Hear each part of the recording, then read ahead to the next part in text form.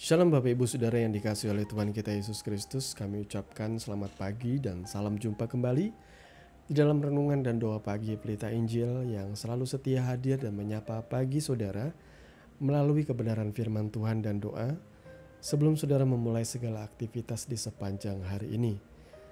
Apa kabar saudara di kesempatan pagi hari ini? Kami senantiasa berharap kasih dan pertolongan oleh kuasa Roh Kudus senantiasa melimpah di dalam hati dan kehidupan saudara dimanapun saudara berada. Dan di dalam kesempatan pagi hari ini, kebenaran atau renungan firman Tuhan akan mengangkat judul kemerdekaan dalam Kristus.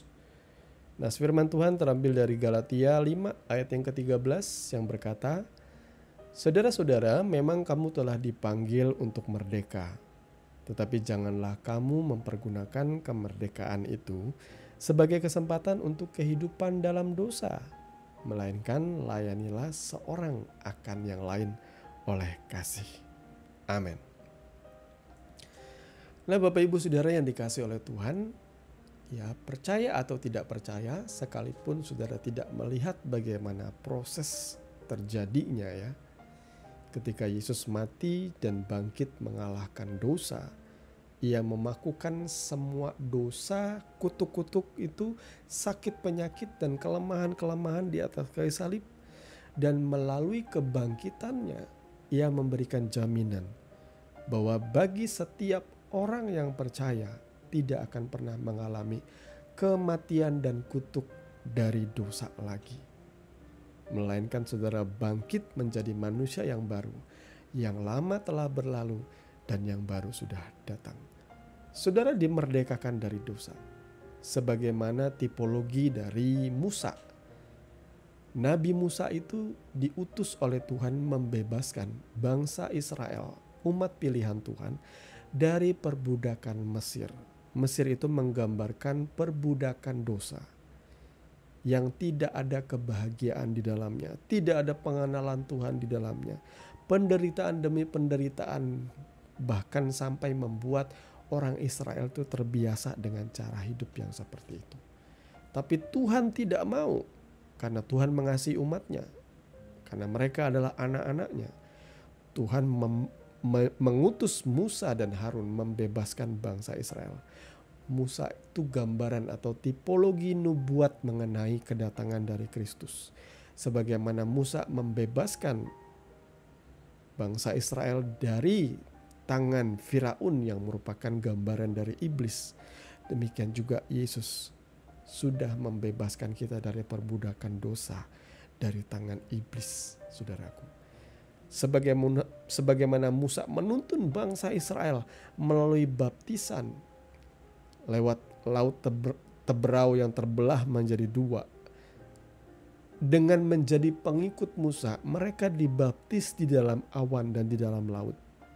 Ini adalah lagi-lagi tipologi dari Kristus, bahwa setiap orang yang percaya kepada Yesus harus bertobat dan dibaptis dan dipenuhi oleh Roh Kudus, yang menggambarkan baptisan roh ya, oleh awan dan oleh laut. Nah, saudaraku yang dikasihi oleh Tuhan, bagaimanakah setelah kita dimerdekakan sebagaimana bangsa Israel tadi dimerdekakan dari perbudakan dosa? Apa yang harus mereka lakukan? Yang mereka harus lakukan ialah tetap setia mengikuti kemana tiang awan dan tiang api itu berjalan. Mereka tetap mengisi kemerdekaan mereka bukan lagi dengan hidup sesuka-sukanya, memisahkan diri dari rombongan. Kemudian mereka mulai mungkin mendirikan wilayah-wilayah, tidak seperti itu, karena mereka pasti mati.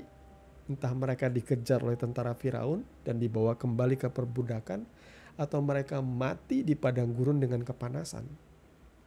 Karena kemana umat Tuhan itu melangkah, ada tiang awan di atas yang menudungi mereka dari panas yang ekstrim. Dan di malam hari ada tiang api yang membuat mereka hangat. Ketika pekatnya malam itu membuat kadangkala suhu di padang gurun itu bisa pada titik yang ekstrim juga dinginnya. Jadi saudaraku, ikut Tuhan. Jangan manfaatkan kemerdekaan saudara. Karena saudara sudah diselamatkan, lalu saudara mulai bebas-bebasan berbuat dosa. Saudara mulai, aku yang penting sudah terima Yesus jadi orang Kristen.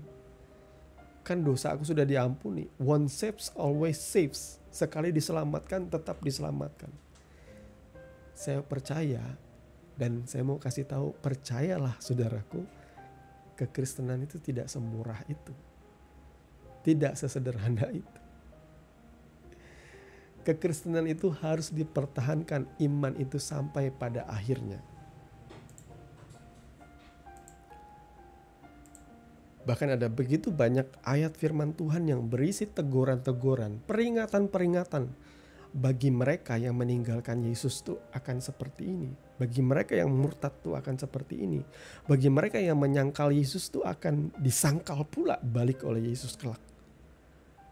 Itu artinya keselamatan saudara tuh bisa hilang ketika saudara tidak memelihara, tidak mengerjakan keselamatan itu. Beda cerita kalau saudara sama seperti orang yang di samping Yesus disalib. Ketika saudara menerima Yesus dan saudara langsung mati, beda cerita. Ya saudara pasti langsung selamat, iya. Tapi kalau saudara yang sudah diselamatkan menerima Yesus dan saudara tetap hidup, itu artinya saudara mesti hidup bagi Kristus. Saudara mulai mengisi kemerdekaan saudara. Ya, dengan jalan mengikuti Dia dan melakukan kebenaran, keadilan dalam hidup saudara. Kristus memerdekakan kita melalui kemenangannya di atas dosa dan maut di atas kayu salib, saudaraku. Namun menggunakan kemerdekaan dalam Kristus melalui pertobatan dan iman berbeda dengan mempertahankan kemerdekaan itu. Jadi saudaraku ya,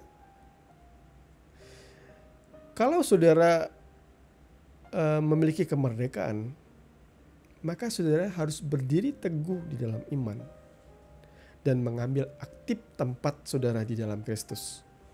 Jadi tanggung jawab setiap orang Kristen adalah melakukan segala yang diperlukan demi mempertahankan hubungan yang benar dengan Tuhan. Nasib kekekalan saudara ada di tangan saudara juga. Tuhan tidak pernah meninggalkan saudara sekalipun. Namun setiap kemenangan saudara itu dipertaruhkan setiap hari. Saudara juga harus berjalan dengan sungguh mengikuti kemana Tuhan melangkah. Kalau saudara belum mengerti, itulah tujuan saudara beribadah dan berbakti. Supaya saudara bertumbuh dan saudara mengerti, oh Tuhan maunya aku kesini. Oh Tuhan maunya aku melakukan ini dalam hidupku. Oh Tuhan maunya atau Tuhan menghendaki aku seperti ini. Saya berharap saudara sampai pada puncaknya. Semakin dewasa umur kehidupan saudara, semakin saudara juga bertumbuh dalam kebenaran, dalam pemahaman yang benar akan firman Tuhan. Tuhan Yesus memberkati firman-Nya dan mari kita berdoa.